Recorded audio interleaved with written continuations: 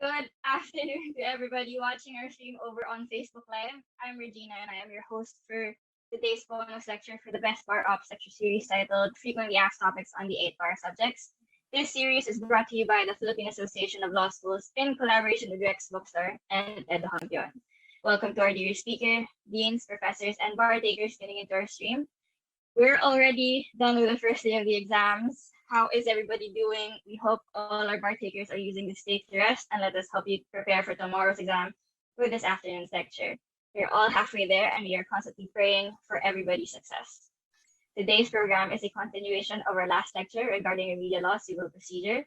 We will be tackling FAQs that will be determined and answered by a distinguished guest this afternoon, and she has prepared a lecture to help the bar takers as they take the exam of their life. To introduce this afternoon's speaker, Dean Maria Soledad Tamawis received her Bachelor of Arts in Political Science degree from the University of the Philippines as cum laude in 1983. Currently, Dean Sol is the Dean of and a professor in the Lyceum of the Philippines College of Law and also teaches in the University of the Philippines, De La Salle University, University of Santo Tomas, and Adamson University.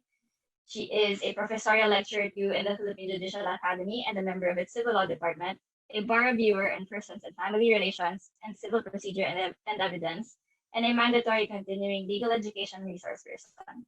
She is the founder of Maoist Law Office, a columnist at the Philippine Daily Inquirer, a subject matter expert at the IDLO DOJ project on the prosecution of crimes involving women and children, and a co-author of the book on persons and family relations.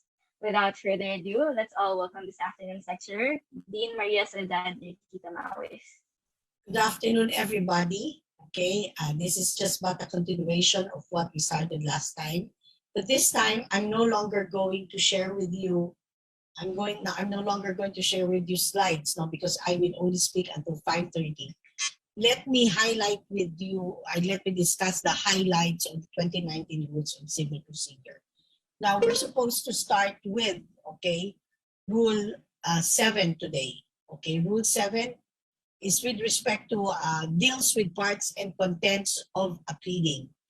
And one of the highlights of the amendments that I would like to discuss is Section 3, which is the signature and address. Please take note that every pleading and other written submissions to the court, must be signed by the party or counsel representing him or her. Okay? And the signature of counsel constitutes a certificate by him or her that he or she has read the pleading and document, that to the best of his or her knowledge, information, belief, formed after a reasonable inquiry under the circumstances, it is not being presented for any improper purpose, such as to harass, cause unnecessary delay, or needlessly increase the cost of litigation. That the claims and defenses and other legal contentions are warranted by existing law or jurisprudence. It is non-frivolous argument for extending, modifying, or reversing existing jurisprudence. The factual contentions have evidentiary support, or if specifically so identified, will likely have evidentiary support and availment of the modes of discovery under these rules. And finally, the denials of factual contentions are warranted on the evidence, or if specifically so identified, are reasonable based on belief or lack of information. Now, what is important is if there's violation, of this section, then the court may impose appropriate sanction or refer such violation to the proper office for disciplinary action. And what will be the sanctions that may be imposed by the trial court? It can be non-monetary or a directive or sanction, order to pay a penalty in court, or imposed on motion and warranted for effective deference, an order directing the payment to the movant of all reasonable attorney's fees and other expenses directly resulting from that violation, including attorney's fees for the filing of the motion or sanction. Now, also, it was also stated in the amendment that as a general rule, a law firm shall be jointly and severally liable for a violation committed by its partners, associate or employee. And the only exception is when exceptional circumstances exist, okay, which will justify the non-inclusion of the law firm. Okay. So it is the duty of counsel to verify, therefore, the truthfulness of the client's pleading and other written submission. Otherwise, the counsel may be held personally liable. Okay. So an unsigned pleading is not deemed as filed at all. Okay. An unsigned pleading, therefore, produces no legal effect. However, the court may, in its discretion, allow such deficiency to be remedied. You know, sa inyong practical exercises, just in case, or you will be required to prepare a pleading, just make sure that on the of course, hindi pwede yung pangalan nyo, di ba? Kasi ano yan, marking, identify. Magpirma, kumari lang kayo doon because a pleading that is not signed is deemed not filed at all. Now, if you're asked to prepare, for example, a sample pleading, just prepare a sample pleading, okay? But do not, as I said, okay, make anything that would identify you kasi baka ma-DQ kayo. Now, what is the difference between verification and certification against forum shopping? Okay, a distinction must be made between non-compliance with the requirement on or submission of a defective certification and non-compliance with the requirement or submission of defective certification against forum shopping. As to verification, non-compliance or defect therein does not necessarily render the pleading fatally defective. Okay, it is not a jurisdictional defect. Okay, the court may order the submission or correction or act on the pleading if the attending circumstances are such that strict compliance with the rule may be dispensed with.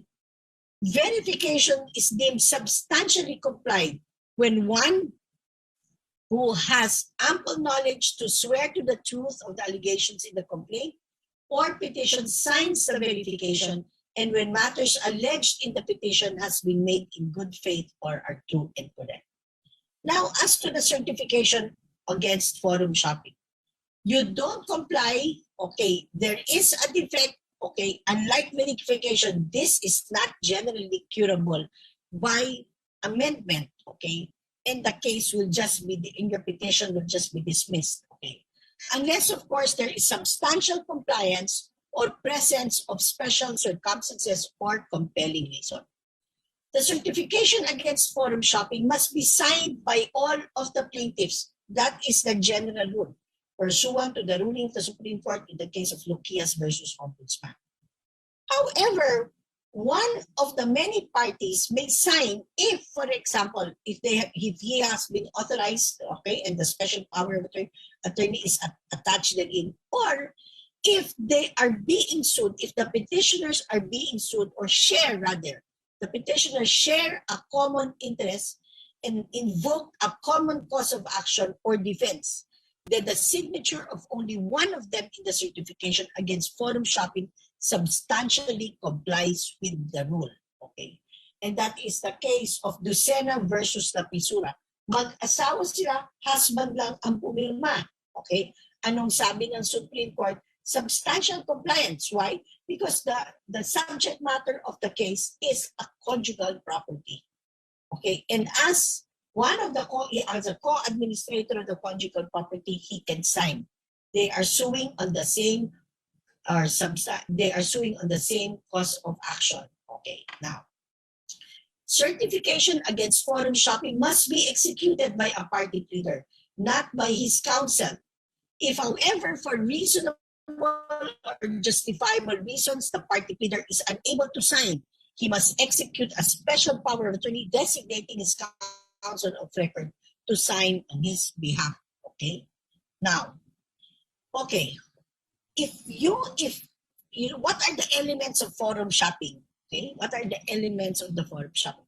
Identity of parties, or at least such parties representing the same interest in both actions.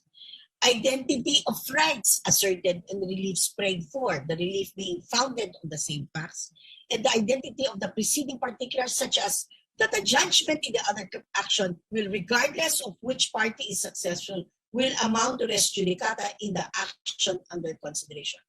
Now, who executes the certification against forum shopping? The indispensable party, the necessary party. A misjoined party, it should not execute a certificate of non-forum shopping. Now, general rule, it must be the party pleader, not the counsel, who should sign the certificate of non-forum shopping. Exception, if for any reasonable or justifiable reasons, the party pleader is unable to sign, he must execute a special power of attorney designating his counsel of record to sign on his behalf. Okay. Paano kunwari ang party is a juridical entity? Then the authorization of the affiant to act on behalf of that juridical party must be attached, okay, to the certification against forum shopping. And what is the best evidence that this person has been authorized by the corporation? Secretary certificate, okay, or a director certificate, okay. Now, what are the undertakings, okay, of a party under the certification against forum shopping? The party has not commenced any action or any claim involving the same issues in any court, tribunal, or quasi-judicial agency, and to the best of his knowledge, no such other action or claim is pending. If there is such other pending or action or claim that's pending, a complete statement of the present status. And finally, if he or she thereafter learned that the same or similar action or claim has been filed or is pending, he or she shall report that fact within 5 calendar days in the court wherein his or her affiant complaint or initiatory pleading has been filed. Okay. Kailan ine-execute ang certification against forum shopping? With respect to initiatory pleadings. Okay. You don't comply with the certification on non-forum shopping, it, as I said, it is not curable by a mere amendment of the complaint or other initiatory pleading, and in fact, it shall be the cause for the dismissal of the case without prejudice. Now, pero kung deliberate, okay, ang forum shopping mo at hindi mo sinungaling ka sa iyong certificate against forum shopping, okay, there's a deliberate, willful, okay, misrepresentation in your certificate, then the two cases will be dismissed with prejudice. Okay. Now, there is one case, and this is the case of the Lima versus Honorable Guerrero. Okay. Without the presence of the notary upon the signing of the verification and certification against forum shopping, there is no assurance that the petitioner swore under oath that the allegations in the petitions have been made in good faith or are true and correct, okay, and not merely speculative. Kasi ito, nagkaroon ng certification ng non-forum shopping. It turns out pala na wala naman pala yung notaryo doon. Okay? So what happened? Okay? The Supreme Court said in the case of De Lima, the absence of the notary public when petitioner allegedly affixed her signature also negates a proper attestation that forum shopping has been committed by the filing of the petition. Thus, the petition is for all intents and purposes an unsigned pleading that does not deserve the cognizance of the court. Okay? Now, if, okay, non-compliance with any of the undertaking or submission of a false certification, what is going to happen? It shall constitute indirect contempt without prejudice to the corresponding administrative and criminal cases. Now, if it's deliberate and willful, okay, what will happen? Then it will cause a dismissal of all the complaints with prejudice. As I said earlier, the certificate of non-forum shopping should be executed when you're talking about initiatory pleadings.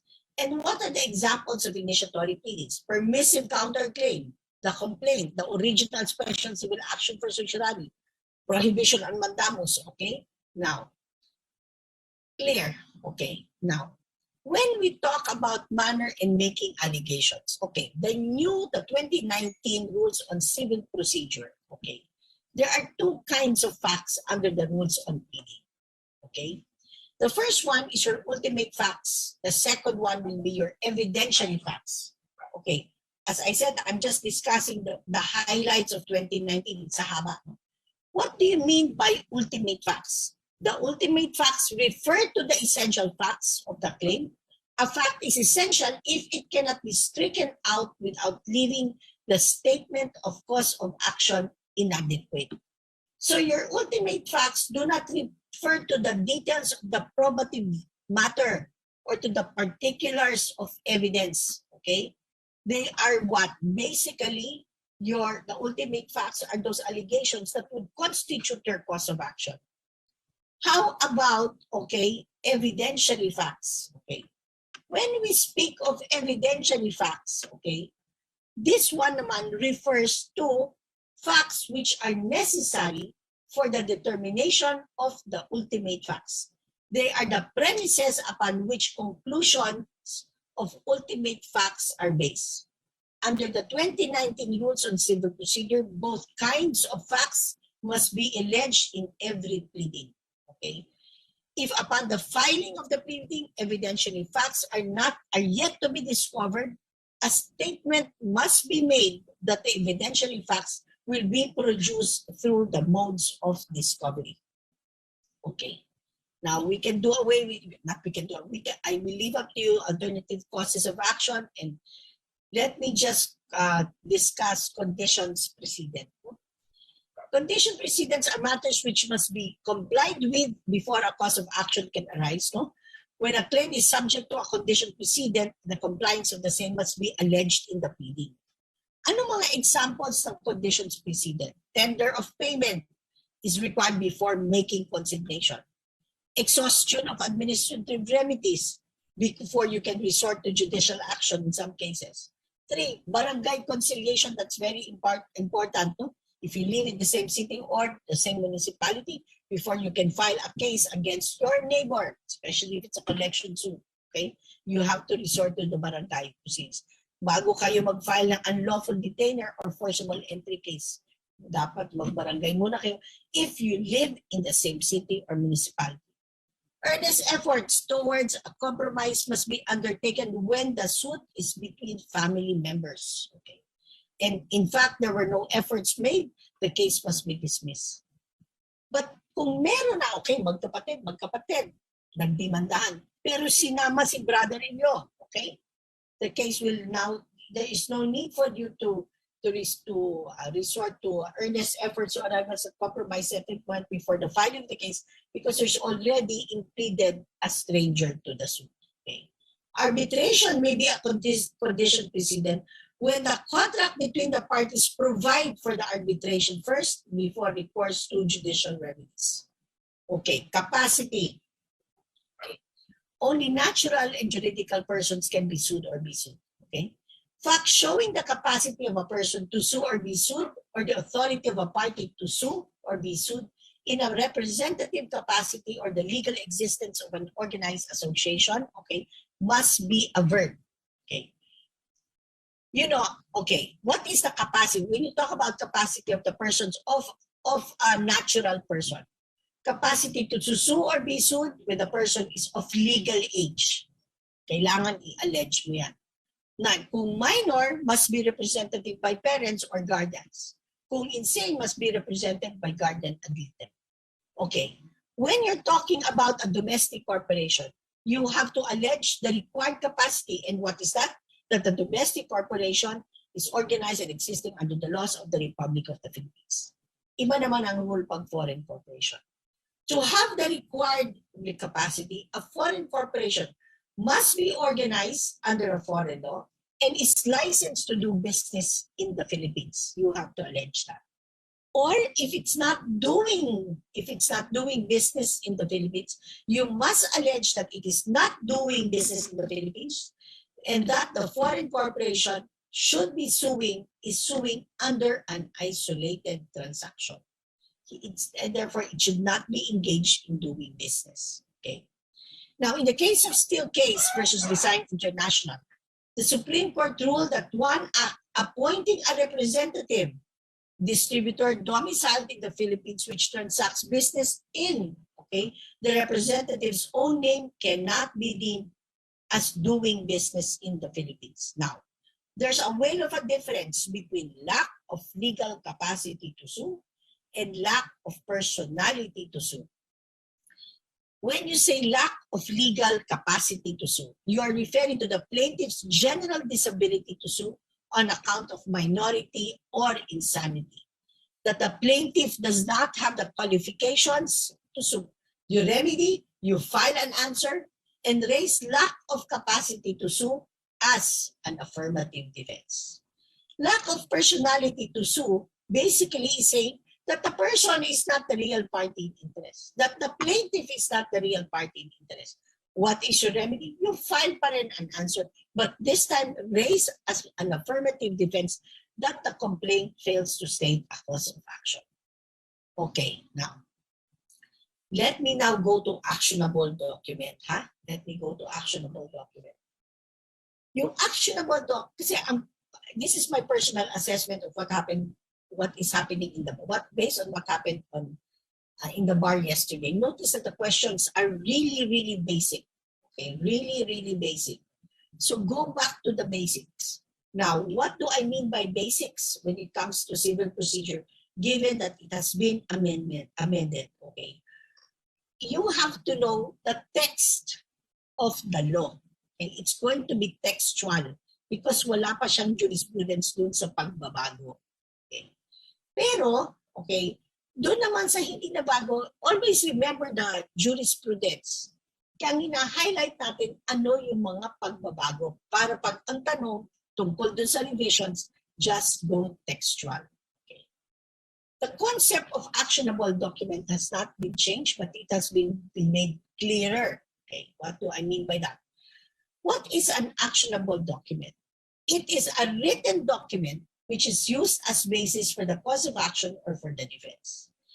And when you say an action or defense is based on an actionable document, the substance of the instrument of the document shall be set forth in the pleading and the original or a copy of the document shall be attached to the pleading as an exhibit. Now, always remember what I said last time. You only file a reply when you want to deny the due execution and authenticity of an actionable document which serve as the basis of the defendant's defense. Now, if the reply, is likewise based on an actionable document, you are allowed to file a rejoinder, a cert rejoinder, And the cert rejoinder, you can be filed if you want to deny the due execution and authenticity of an actionable document that was the basis of the plaintiff's reply. How do you now deny the due execution and authenticity of an actionable document? Number one, by specifically denying the due execution and authenticity of the document under oath, and by setting forth what the party claims to be the facts.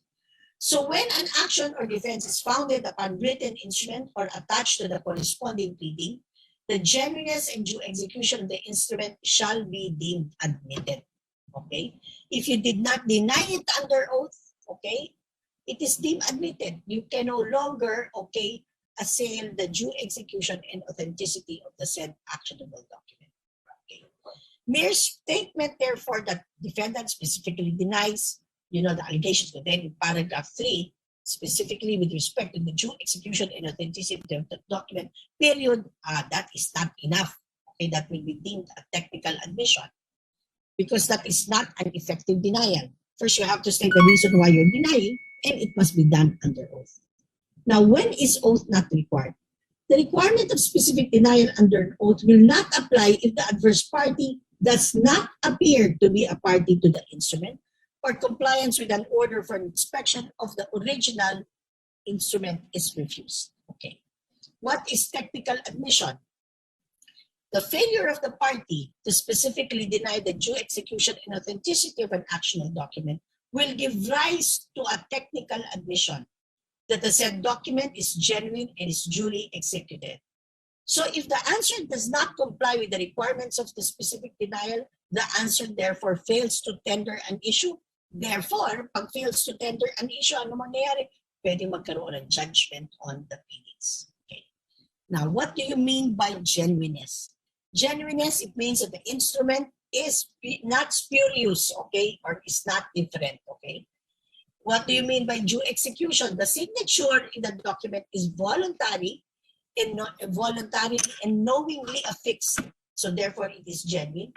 And that the party who executed the document had the authority to sign that document.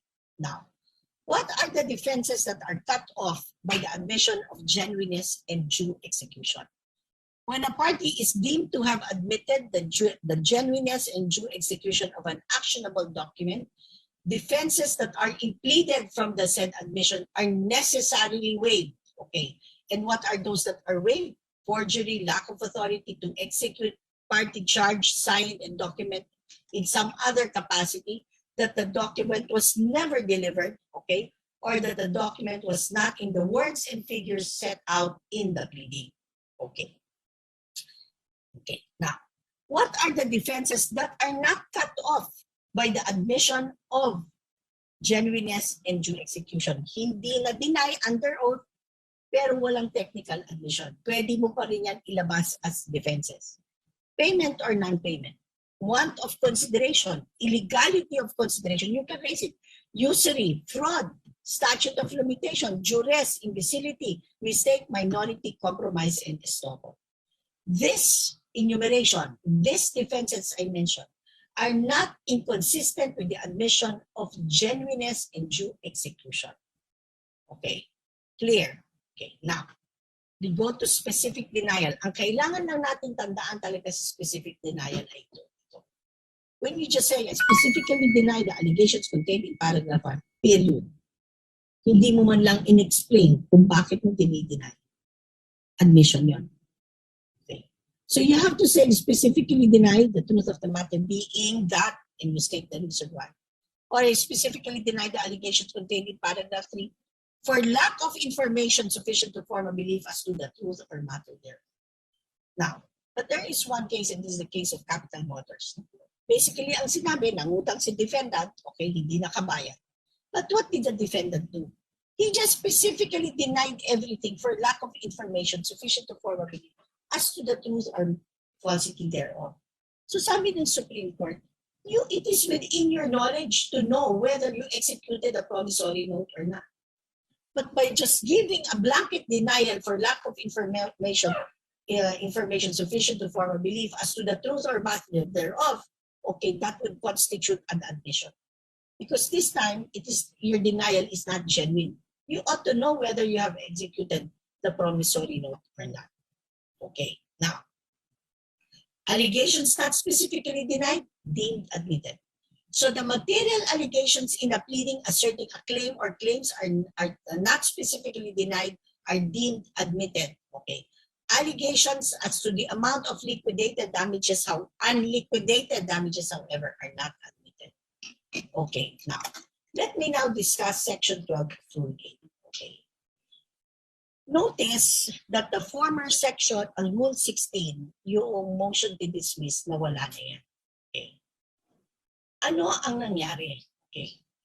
4 grounds, lack of jurisdiction over the subject matter, litis pendentia, res judicata, and statute of limitation. You can raise that in a motion to dismiss. My basis, Rule 15, Section 12. All the other grounds mentioned under Rule 16, such as, okay, lack of jurisdiction over the person of the defendant, improper venue, that the complaint fails to state a cause of action, and the rest, okay. You have to raise it as an affirmative defense in your answer. In other words, pag tinanong, kunwari, okay, there's a complaint, may improper venue, okay, anong remedy mo? Huwag mong sasabihin motion to dismiss kasi wala na yun, di ba? 4 lang ang pwedeng motion to dismiss. Lack of jurisdiction over the subject matter, litis pendentia, res judicata, and statute of limitations. The answer there is file an answer and raise in proper venue as an affirmative defense. Okay? Is that clear? Okay. So defendant must file an answer and raise as affirmative defense the grounds mentioned to the former Rule 16. These grounds may be fraud, okay, statute of limitations, release payment, illegality, statute of frauds, estoppel, former recovery, discharge of bankruptcy, and other ways of avoidance. Okay, you can also raise, if you like, lack of jurisdiction over the subject matter, litispendentia, res judicata, and prescription of claims. Okay? Now, what happens, okay, if your motion, if you're affirmative, what will the court do, okay, when you raise an affirmative defense, okay? Now, what the court's action will depend on the affirmative raised by the defendant. If the affirmative defense was any of the grounds mentioned under Rule 8, Section 12, then the court shall on its own resolve the affirmative defense raised in the answer within 30 calendar days. Ano ba yung nakalagay dun sa Section 8, okay? Section 12, Rule 8, okay? Kunwari, lack of jurisdiction over the person of the defending party. Venue improper delay. Plaintiff has no legal capacity to sue. The pleading asserting the claim states no cause of action and a condition precedent for filing the claim has not been complied with. The court on its own can decide it, okay? It need not be calendared. In fact, under the rules, it should resolve the affirmative defenses raised in the answer within 30 calendar days. Ngayon, kung ang ground naman na ni-raise mo by way of affirmative defense ay yung nakalagay sa Section 5B1, okay? Ano naman yung 5B1? Fraud, statute of limitations, release payment illegality, estoppel, formal recovery, discharge of bankruptcy, and other way of confession or avoidance. The court shall on its own, okay, the court may conduct a summary hearing thereon within 15 calendar days from the filing the answer, and then the court shall resolve the affirmative defense. Okay. Unlike the affirmative defenses raised in Section 12, Rule 8, okay, those mentioned under Rule 6, Section 5B1 require the presentation of supporting evidence. Kunwari, the raise mo is already paid, no? A release payment. Kadalasan yan, kailangan mo pakita ng ebidensya. Kaya the court may on its own calendar it for hearing.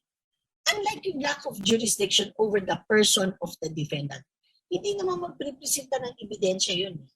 Titignan lang ng court doon sa sheriff's return kung tama ba, kung nag-substituted service of summons, okay, dapat nang hindi nag-personal service of summons. Okay, now, what will happen? Okay, if the affirmative defense is denied, the order of denial shall not be subject to a motion for recall, shall not be subject to a petition for certiorari, prohibition, or mandamus. The remedy is for you to go to trial, and in the event of an adverse judgment, you appeal the judgment and raise as one of your errors the denial of your affirmative defense. Now, paano naman kung grinant? Okay? Please take note, okay? Pag grinant, you look at your Rule 15, Rule 15, 12C. If it's a grant, okay, you cannot file a motion for reconsideration. Since any action required on the affirmative defense cannot be subject to the motion for reconsideration as stated under Rule 15, 12C. Okay. So pag grinant, okay, siguro hindi itatanong to kasi ang remedy ay nasa Rule 41. Okay, kasama ata pala ang Rule 41, sorry. Certiorari under Rule 65. If it's a grant, hindi mo pwede i-motion for reconsideration, okay, it depends, no? You can appeal it, okay, or a dismissal without prejudice, Rule 65. Okay, kung dismissal without prejudice yan, it is going to be, Rule 65. Now, the order granting is in the nature of a final order, as it leaves nothing else to be done by the court. Okay? Any questions na sanay ako na may kausap ako. Okay, anyway. So, do not set a hearing on your affirmative defenses. That is a prohibited pleading. Huh?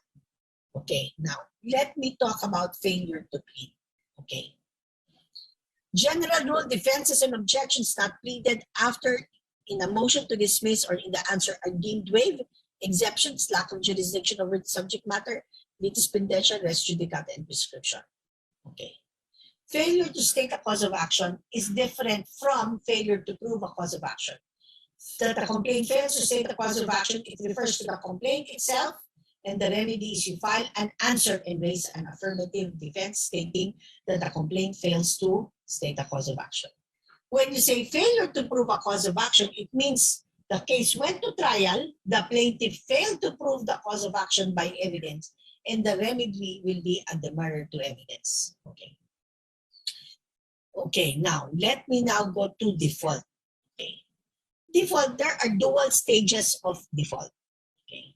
Can you just give me 1 minute lang to catch my breath? Huh? 1 minute, just 1 minute, please. Okay. Because I know, but at 5 I'm supposed to stop, but just give me 1 minute, please. Okay. Okay.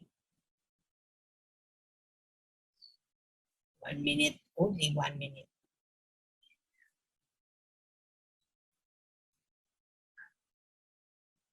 Just get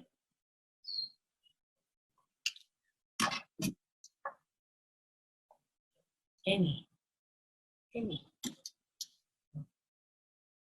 Okay, now. Okay, now let me go to, okay, let me go now to default, okay? And this is important, default, okay? Now, there are 2 stages of default, okay? First, okay, declaration of order of default. Then you have judgment by default. Bakit kailangan natin alamin yung 2 stages na yan? Kasi iba ang remedies dyan. Unang-una, paano ka ba madi-default? Okay. Default, okay, default is proper when there's a failure to file an answer within the reglementary period. Under the new rules, the period to file an answer, as a general rule, kasi depende kung paano sinerve ang summons. Kasi kung ang sinerve na summons is through publication, nasa rule 60 days, di ba? Pero kunwari, personal delivery, okay, personal delivery, you're given a period of 30 days within which to file your answer. You can file 1 motion for extension of time to file an answer for 30 days. That's it. No other motions for extension of time is allowed. Is allowed under Rule 50. So you were given a period of 30 days within which to file an answer. You did not file an answer. Then the plaintiff now can file a motion to declare the defendant in default. And the motion, and what are the requisites before a declaration of default can be issued? The court must have validly acquired jurisdiction over the person of the defending party, either by service of summons or voluntary appearance. Number 2, the defending party must have failed to file his answer within the time allowed. 3, the claiming party must file a motion to declare the defending party in default. So ano ibig sabihin, hindi pwede mo to proprio i-declare ng court yung defendant in default. And then finally, the claiming party must prove that the defending party has failed to file an answer within the period provided by the rules. Bakit po ginagamit ang defending party, hindi defendant? Because the plaintiff can be declared in default. How can the plaintiff be declared in default? If the plaintiff fails to file an answer within the reglementary period to file an answer to a permissive counterclaim. Okay, what's a period to file an answer to a permissive counterclaim? 20 days from the receipt, okay, of the order granting, okay, the admission of the answer containing the permissive counterclaim. Okay, now what is the effect of an order? So nag-file si plaintiff because the defendant failed to file an answer within the reglementary period. So the plaintiff now files a motion to declare defendant in default. Okay, siguro allow me to share my screen, ha? Para mas madali ko. Okay.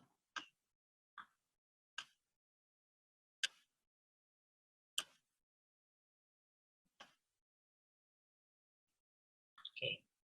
So,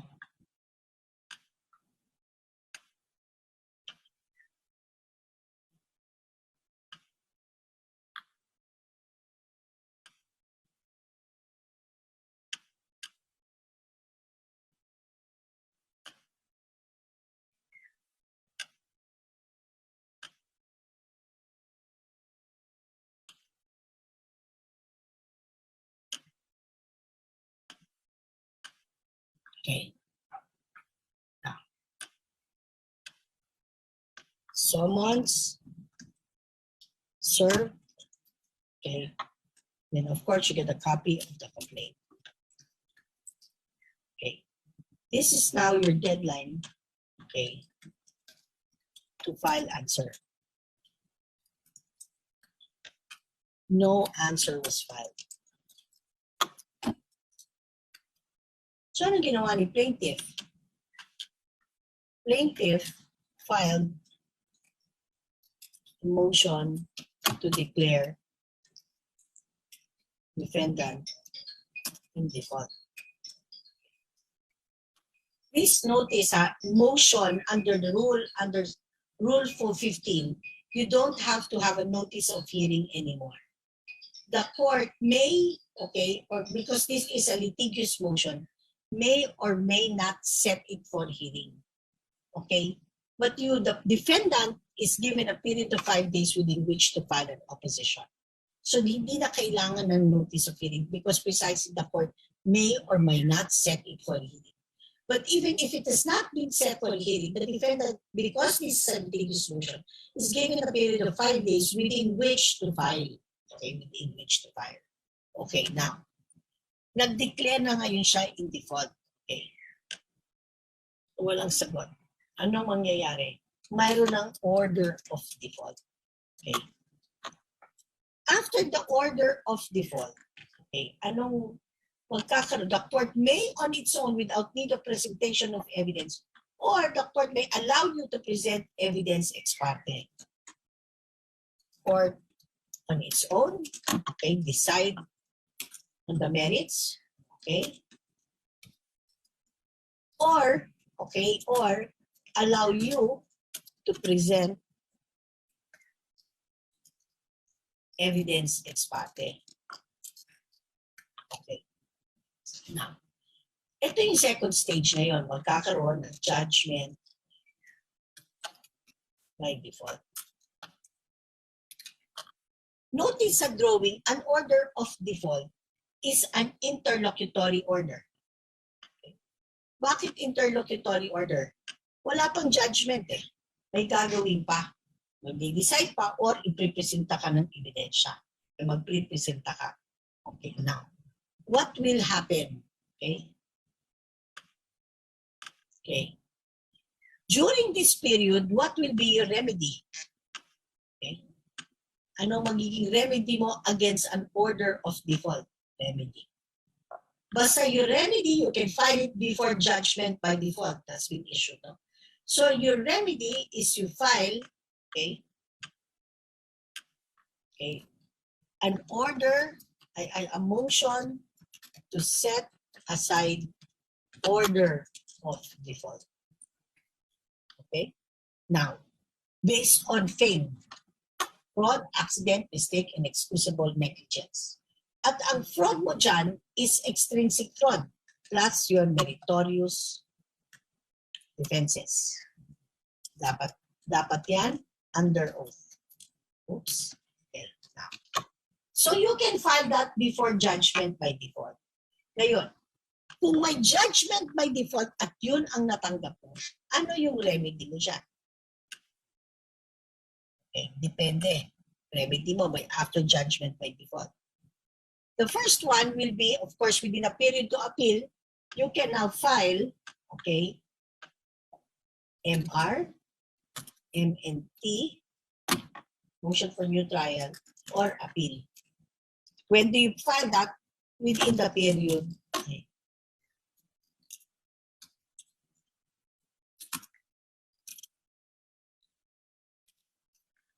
Okay.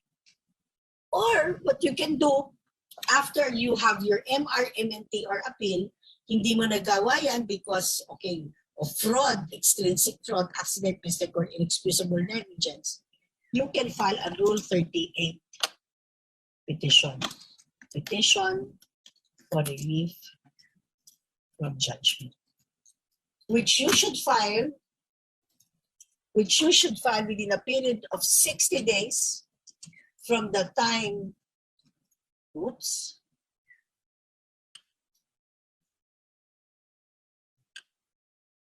you learned of the judgment, but not more than 60 days from the entry thereof. Okay. And when you say entry, it means that is the period of time where both of the periods of the parties have already elapsed and no appeal has been filed. Okay, clear. So pag ang tanong, ano ba yung tungkol sa default, tignan nyo muna, ano ba yung tinatanong na remedy against? Order of default ba? Or judgment by default? Kasi iba yun. Iba yung judgment by default, iba ang order of default. Clear? Okay. Let me now stop sharing that. Okay. Now, what is the effect of an order of default? The first stage of default. Okay. The party declared in default loses his standing in court. This prevents him from taking part in the trial. While the defendant will no longer take part in the trial, he is still entitled, okay, to notices of subsequent proceedings. He may participate in the trial. The court may either proceed to render judgment, granting the claimant such relief as his pleading may warrant, or require the claimant to submit evidence. Such reception of evidence may be delegated to the clerk of court. Declaration of default, therefore, does not tantamount to an admission because the court may even require you to present evidence to prove your claim. Okay, ano ang pwede pagka dineclare na in default at sinabi, okay, nagpresenta ka ng evidence. Okay? Anong klaseng judgment bang pwedeng i-render sa'yo? Okay. That which was proven. What is stated in the complaint and what was proven. Hindi pwedeng sumobra. Okay? Kung sobra-sobrang in-award sa'yo, you may want to file a motion for recon because of excessive damages. Okay. Now, kunwari dinimanda, there's one plaintiff, apat ang defendants. Okay? And all these 4 defendants were sued on the same cause of action. Same. One of the defendants filed an answer, the other 3 did not file an answer. Can this plaintiff now file a motion to declare these 3 defendants in default? The answer is no. The answer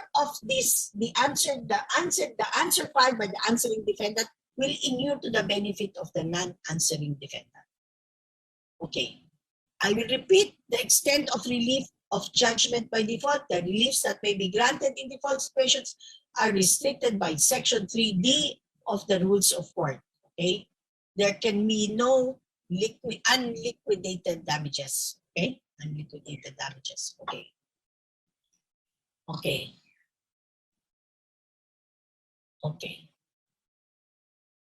Now, let's talk about amended and supplemental pleadings. Okay? Amended or supplemental pleadings.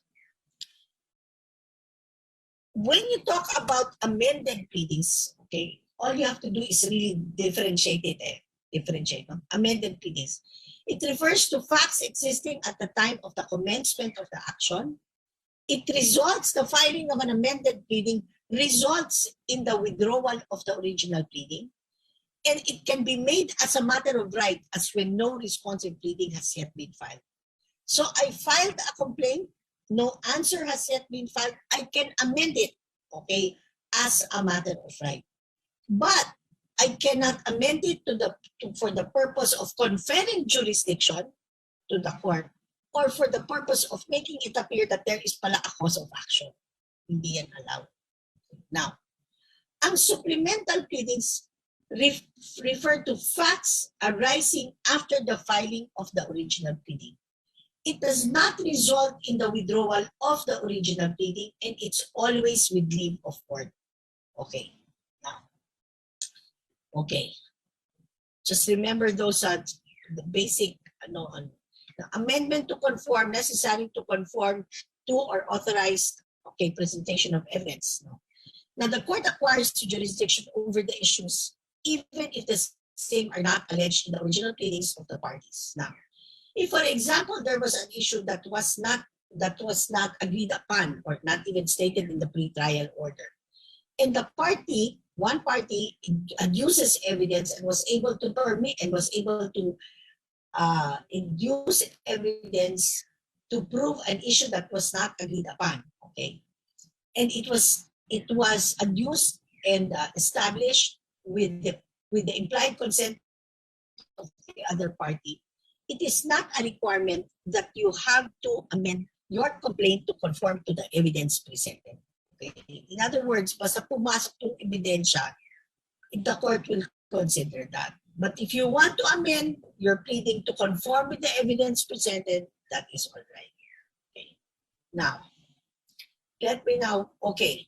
Rule 11, you have to know that by heart, huh? That is the period of time within which to file the responsive pleadings. But in connection thereto, for example, your deadline falls on a Saturday, then you are allowed by the rules to file it on the first business working day, which is a Monday.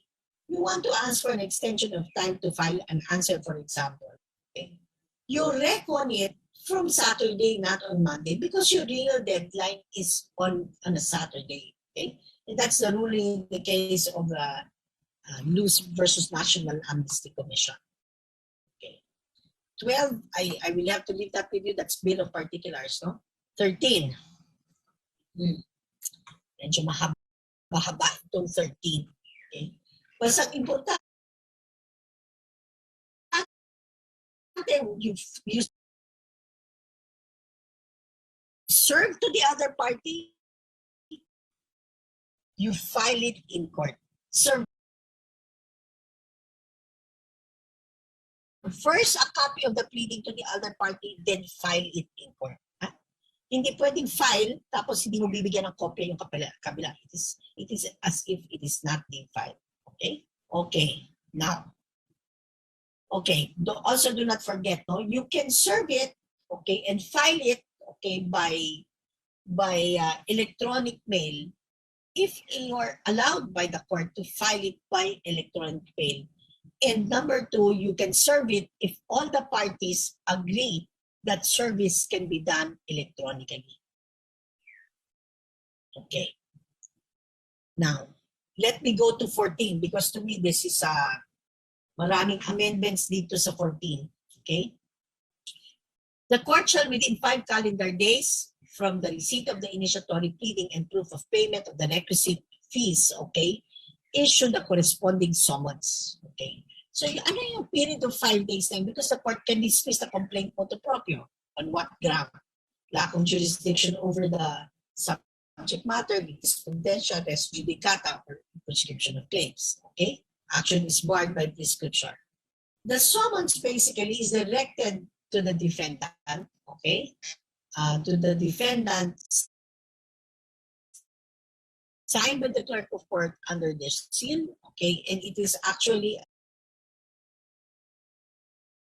a directive for the court, okay, for the defendant to file the answer within the reglementary period. Hindi siya nag-file a motion to declare defendant in default. Incidentally, okay, dun sa motion to declare defendant in default, pwede yan, okay, pagka-ordinary civil action.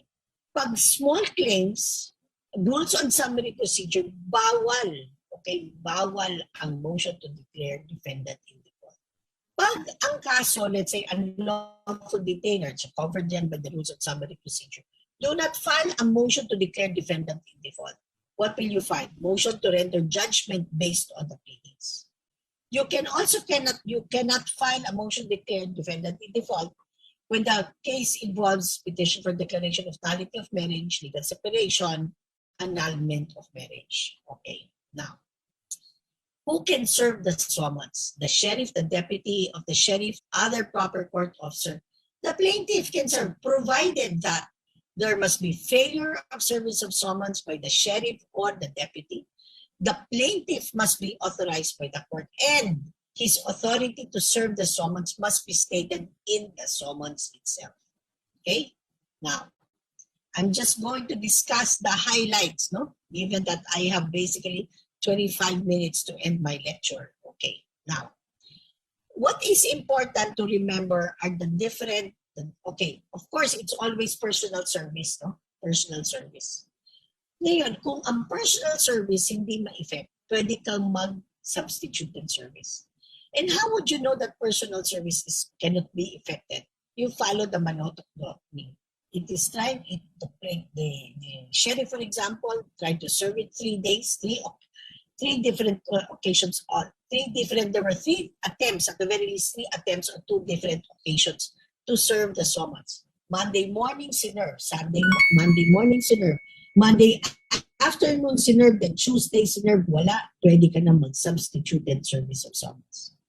So, substituted service of summons is allowed if for justifiable cause the defendant cannot be served personally after at least 3 attempts on 2 different dates. Service may be effected by leaving copies of the summons at the defendant's residence to a person of at least 18 years of age, so with sufficient discretion and very importantly, residing therein. So kung dumadaan lang pala at bisita lang pala, hindi ka pwedeng mag-substituted service of summons dun sa dumadaan lamang. Okay. Next, by leaving copies of summons at the defendant's office or regular place of business with some competent person in charge thereof. And what is a competent, and who is a competent person? A competent person includes, but is not limited to, one who customarily receives the correspondences of the defendants. So, by leaving copies of the summons if refused entry upon making his or her authority and purpose known with any of the homeowners association or condominium corporation or its chief security officer in charge of the community, or by sending an electronic mail to the defendant's electronic mail address if allowed by the court. If there is one provision that you really must read, okay, it's a must, is Rule 14. Okay? Kasi ang daming pagbabago dyan. Okay? Read it and try to remember it. So when resorting to substituted service, the following statutory requirements must be complied with. Number 1, the sheriff's return must show that there was impossibility of service of summons within a reasonable time. 2, specify the efforts exerted to locate the defendant. And 3, state that the summons was served upon him and upon a person of sufficient age and discretion who is residing in the place, okay, or a person in charge of the office or regular place of business of the defendant. It is likewise required that the pertinent facts providing the circumstances be stated in the proof of service or in the officer's return. Okay, now, okay. Let me just talk about because there's so many provisions there. Yung temporarily outside of the Philippines. There is one case kasi the husband was a resident here but he had to leave abroad because he's a seaman. So ang nangyari, itong summons, nag-file kasi yung wife ng petition for declaration of natin, iniwan dun sa mother who is, dun nakatira kasi yung seaman dun sa mother niya, umalis, iniwan sa mother. Did the court acquire jurisdiction over the person of the seaman husband? The answer is yes. Because the law provides, okay, when the defendant is temporarily outside of the Philippines, summons may also be served through publication. Yung may also means, pwedeng personal, pwedeng substituted kasi also. So the court acquired jurisdiction over the person of the defendant. Okay. Rule 15. Huwag kakalimutan sa Rule 15, what are the litigious and non-litigious motions. And focus please on what are the prohibited pleadings. Notice, please, sa prohibited pleadings, you can only file one motion for extension of time to file an answer. You cannot file a motion for extension of time to file a reply, a rejoinder. Hindi pwede yun. Answer lamang. Okay? Now, at saka may mga prohibited pleadings nga. Please memorize that. Okay. Rule 16 was deleted. Rule 17 on pre-trial, on a dismissal of the instance of the plaintiff. Okay. What's important in section 1 is by way of right, di ba? By way of right. But please wait for the confirmatory order dismissing it. You have to wait it so that when you file it, hindi ka pwedeng sabihin na guilty ka ng forum shopping. Because without waiting for the confirmatory order, nag-refile ka na kung guilty ka ng forum shopping. Okay. Section 2 and of course Section 3, okay? When you talk about Section 3, okay, that is a dismissal, for example, as I mentioned before, okay? As I mentioned before, when there's failure to comply with the order of the court, okay, to implead an indispensable party, and, okay, the plaintiff did not amend his pleading to implead an indispensable party, then the defendant can file a motion to dismiss pursuant to Section 3 of Rule 17. There's failure to comply with an order of the court. Okay. Now, Section 18 is also important. Why? Because this is your pre-trial. Okay. So pre-trial, do not forget, okay, that you are required to file a pre-trial brief. Okay. At least 3 days before the scheduled brief trial. Go crossing over to evidence, you are also required to file at least 5 days before, okay, the trial proper, you are required to file your judicial affidavits. Okay. Now, all pieces of evidence, documentary, and of course a list of other testimonial evidence must be submitted already or must be made available during the trial. Can you reserve? The answer is yes. But there is now a way to reserve it. Okay? When you say you have to reserve, you have to identify the person, the name of the person, and the gist of his testimony. You also have to identify specifically the document you are reserving and the purpose for which it will be submitted. Hindi na pwedeng general reservation. You reserve the right to present additional testimonial or documentary evidence should the circumstances warrant. That is not allowed. There is a way to, okay, make the proper reservation. You don't do that proper reservation, you will not be allowed. Okay. Now, also, do not forget that if there's failure to appear during the pre-trial, it will result in disastrous consequences. If the plaintiff failed to appear, okay, plaintiff and lawyer yan, ha? They're required to appear. Okay. And if the plaintiff cannot appear personally, must execute a special power of attorney authorizing the lawyer to appear. Or if it's a juridical entity, same. The cert or a director certificate authorizing the lawyer or somebody to appear during the pre-trial. If there's failure to appear, what will happen? Then the complaint may be dismissed, okay, without prejudice to the defendant, prosecuting his counterclaim. Now, if it's the defendant who will defendant or the counsel or both fail to appear, it will also result in disastrous consequences, which is the plaintiff now can present evidence ex parte. He will not be declared in default. Okay, he will not be declared in default because there's an answer that was filed. But he will suffer the consequences of default, which means the plaintiff can adduce evidence in support of, okay, the complaint. Okay, so that's Rule 18.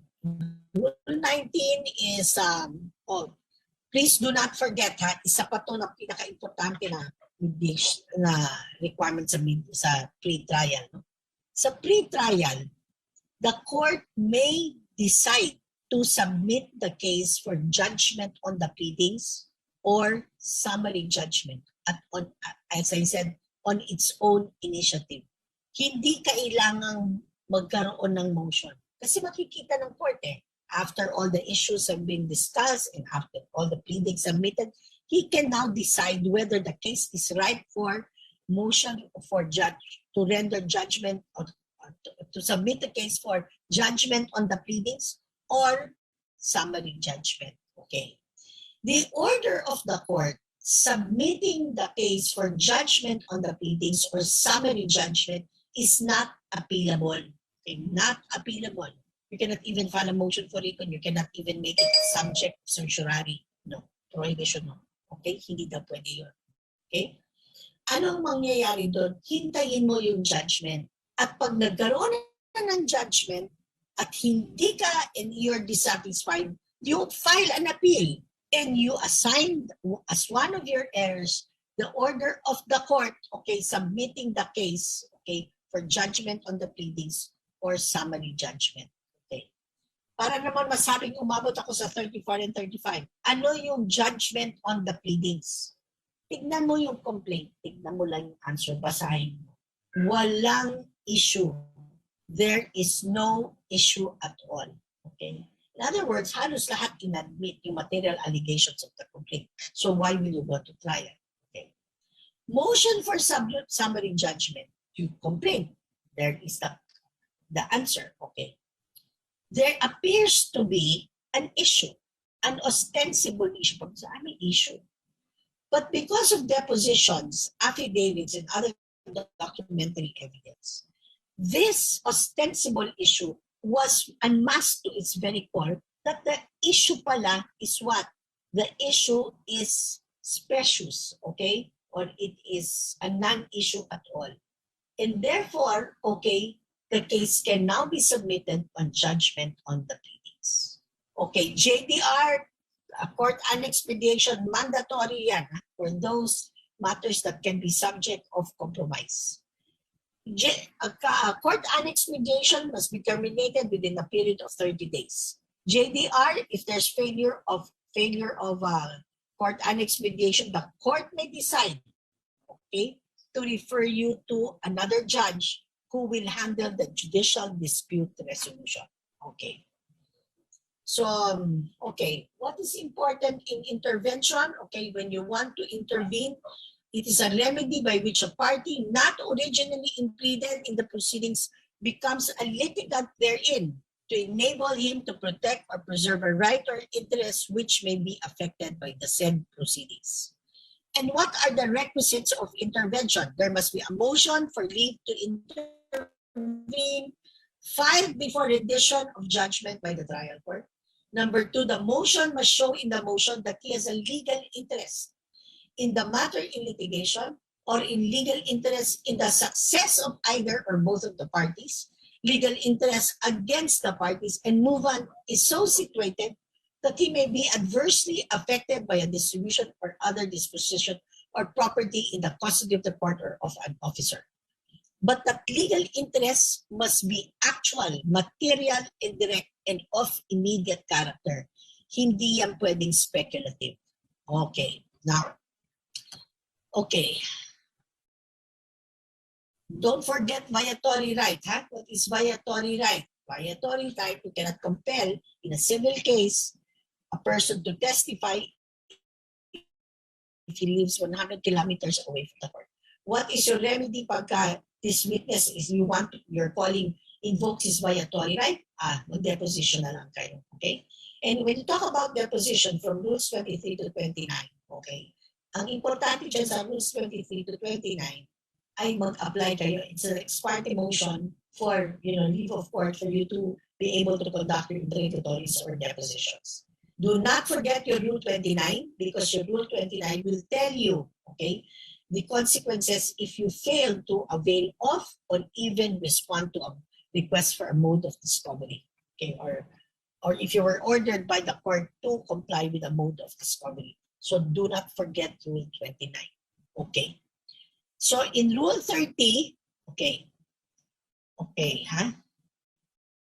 Rule 30, okay, I think I can leave Rule, Rule 30.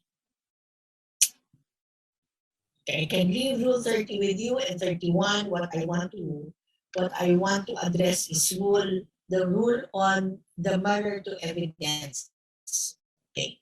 When you speak of the mirror to evidence, you file a demurrer to evidence. Okay, the only ground for demurrer to evidence is upon a showing that upon the facts and the law, the plaintiff has shown no right of relief. Why? Because on the basis of the evidence presented. Okay, evidence presented. Doon sa evidence presented, hindi niya na-prove yung cause of action niya. Now, what is the effect of a denial on your demurrer to evidence? You have the right to present your evidence. An order denying a demurrer to evidence is not appealable because that is interlocutory. Okay? Now, what is the effect of a grant? Grant means it will be dismissed. So what is your remedy? Appeal. But when you appeal, the appellate court if the appellate court reverses the order granting the demurrer, then, okay, it will not be remanded for the reception of defendant's evidence. the appellate court must decide on the basis of the evidence submitted by the plaintiff. In other words, there's already a waiver of right to present evidence. Okay. Please take note that in civil cases, defendant need not ask for leave of court. In criminal cases, may be filed with or without leave of court. However, leave of court is necessary so that the accused would present the evidence if the demurrer is denied. In civil cases, if the court finds the plaintiff's evidence insufficient, it will grant the demurrer by dismissing the complaint.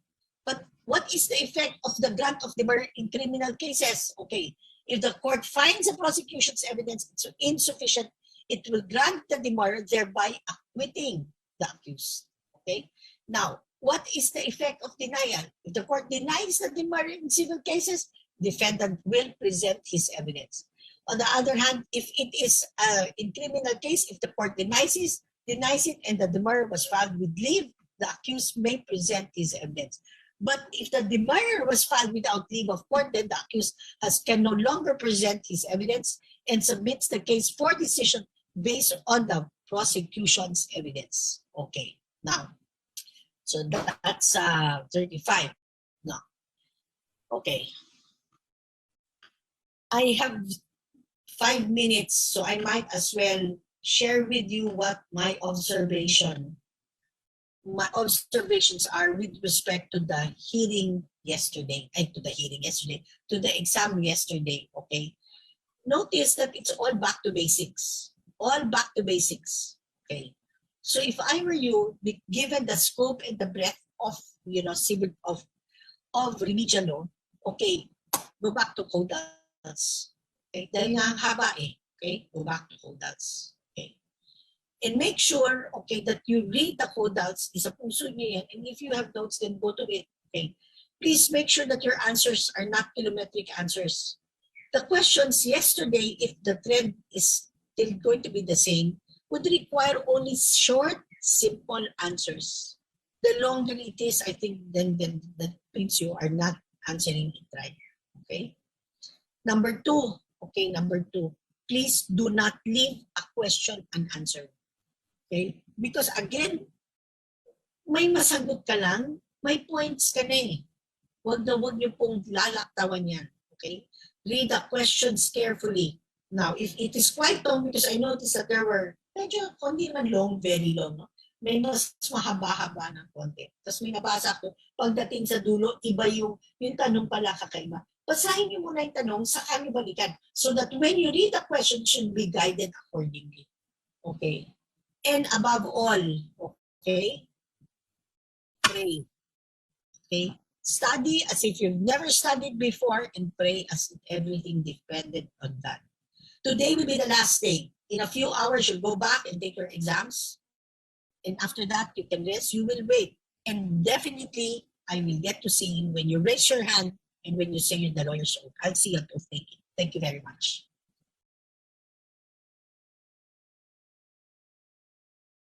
Okay, thank you.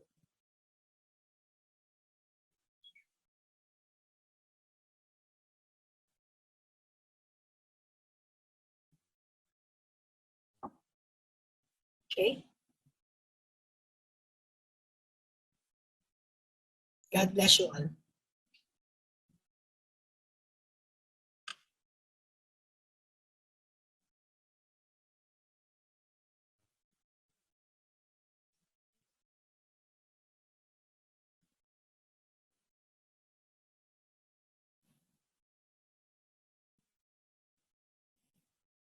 Excuse me. Hi, Dean. Sorry. Thank you very much for extending your lecture until today. To everybody watching, we hope that you learned a lot from Dean's extended lecture today. We would like to mention that our event partner, Rex Bookstore, recently released a free digital copy of Bar Prep, Ready, Set, Pass, a light read on useful tips for the bar exam. I mean, it has already started, but you may always refer back to it to be able to, keep yourself calm and collected while you go through the last day of exams tomorrow. And that's it for our frequently asked topics on the 8-bar subject lecture series. You only have one more day to face, and we're confident that you all have what it takes to get through it. and become our country's next generation of lawyers. If you would like to watch our previous lectures again, you may always watch our previous streams at any time through our Facebook page. We wish all our bar takers the best of health and safety, and we believe that everybody has what it takes to get through the exam. You're all halfway there. Claim nyo na yan. Thank you very much. And we'll say it now. Congratulations and see you God on bless the you. taking. Bye, Padine. Thank Bye-bye. you. Thank you. Thank you, Attorney Suarez.